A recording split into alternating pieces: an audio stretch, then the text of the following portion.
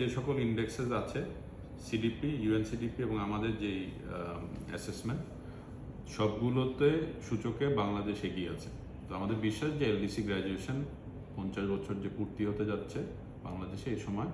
আমরা অর্জন করতে সক্ষম হব। এবং এই বছর যে সকল দেশ আপনার এলডিসি গ্র্যাজুয়েশনের জন্য ট্রাইনিয়ালে গিয়েছে তারা মোটামুটি সবাই 5 বছরের জন্য ট্রানজিশন পিরিয়ড চেয়েছে। নর্মাল টাইম হচ্ছে 3 বছর আগে ছিল, যেটা কোভিডের কারণে এবং সার্বিক আন্তর্জাতিক পরিস্থিতির কারণে এখন সবাই এই বছর যারা গ্র্যাজুয়েট করছে তারা 5 বছরের জন্য প্রেয়ার দিয়েছে এবং আমার বিশ্বাস যে বাংলাদেশও 5 বছরের জন্য পাবে।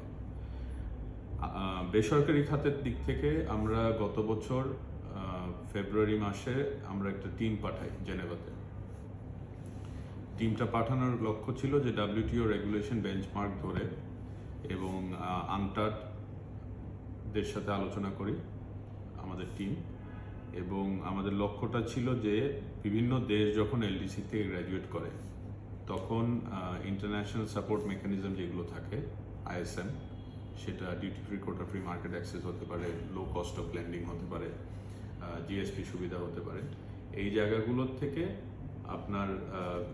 এই জায়গাগুলোতে পরিবর্তন আসে স্বাভাবিকভাবে এবং আপনার